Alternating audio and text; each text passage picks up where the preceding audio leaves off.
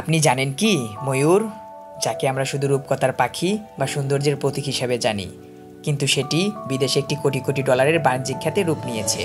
আজকে আমরা জানব বিদেশিরা কিভাবে রঙিন ও রাজকীয় পাখিটাকে বাণিজ্যের অংশ বানিয়েছে, আর কোথা থেকে আসে তাদের এই অদ্ভুত কিন্তু লাভজনক উদ্যোগের ধারণা।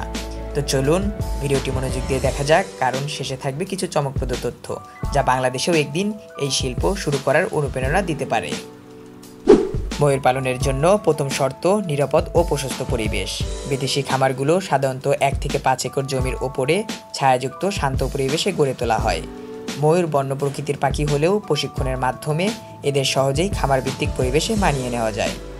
বিচ্ছিন্ন ঘেরা জায়গা, পরিবেশ, পানি, নিয়মিত খামার এবং সুরক্ষিত বাসা এসবই প্রত্যেকটাই স্ট্যান্ডার্ড। তারা ময়ূর আলাদা আলাদা বয়স ও প্রজননের ভিত্তিতে ভাগ করে পালন করে, যাতে প্রতিটি স্তরে পর্যাপ্ত মনোযোগ দেওয়া যায়। একটি পূর্ণবয়স্ক স্ত্রী ময়ূর বছরে 20 থেকে 30টি পর্যন্ত ডিম দিতে পারে।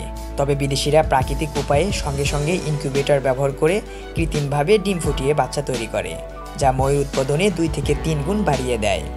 ডিম সংরক্ষণ, পরিবেশকরণ এছাড়াও ইনকিউবেশনের তাপমাত্রা সবকিছুই অটোমেটেড সিস্টেমের মাধ্যমে নিয়ন্ত্রিত হয়।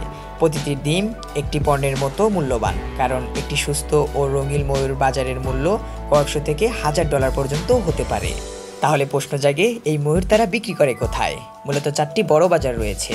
পোষা প্রাণীর শিল্প, অর্থাৎ বিলাসবহুল বাড়ির মালিকেরা শখের বশে ময়ূর কিনে থাকেন।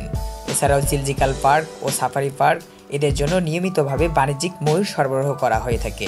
প্লামেজ বা পালকের ব্যবসা, রঙিন পালক, ফ্যাশন এছাড়াও ইন্ডাস্ট্রি, নাট্যদল এবং সাজসজ্জার জন্য চড়া দামে বিক্রি হয় এগুলো। আধ্যাত্মিক ও ঐতিহ্যগত ব্যবহার, ভারত, নেপাল কিংবা আফ্রিকার কিছু অঞ্চলে ময়ূর ধর্মীয় ও আধ্যাত্মিক প্রতীকে পরিণত হয়েছে।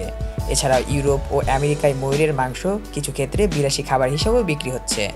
তবে এই ব্যবসা একদম সহজ নয়। ময়ূর খুবই সংবেদনশীল পাখি। আবহাওয়া পরিবর্তনের রোগ হতে পারে, এছাড়াও মানসিক চাপেও ডিম দেওয়া বন্ধ হয়ে যেতে পারে। তাই বিদেশিরা প্রফেশনাল ভোটারি সাপোর্ট বা নিয়মিত হেলথ চেক আপ এছাড়াও সোশ্যাল ডায়েট ব্যবহার করে এদের সুস্থ রাখে।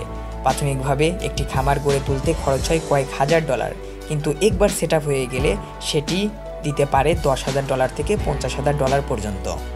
এখন প্রশ্ন হলো, বাংলাদেশে কি এই ব্যবসা সম্ভব? হ্যাঁ, যদি আমরা বৈজ্ঞানিক পদ্ধতিতে প্রশিক্ষিত কর্মী নিয়ে কাজ শুরু করি, তাহলে বাংলাদেশের গ্রাম অঞ্চলের ময়ূর খামার গড়ে তোলা যেতে পারে। সরকারের নীতিমালা, পরিবেশ ও লাইসেন্স সাপোর্ট পেলে এই এক্সপেন্সিভ খামারটি হতে পারে বাংলাদেশের জন্য নতুন কৃষি বিপ্লবের অংশ। তবে একে শুধু শখের বিষয় না দেখে বৈজ্ঞানিক বাণিজ্যের চিন্তা নিয়েও এগিয়ে যেতে পারে। ভিডিওটি ভালো লাগলে একটা লাইক দিন, সাবস্ক্রাইব করে পাশেই থাকুন। এমনই অজানা ও রোমাঞ্চকর বিষয় নিয়ে আবার হাজির হব ইনশাআল্লাহ।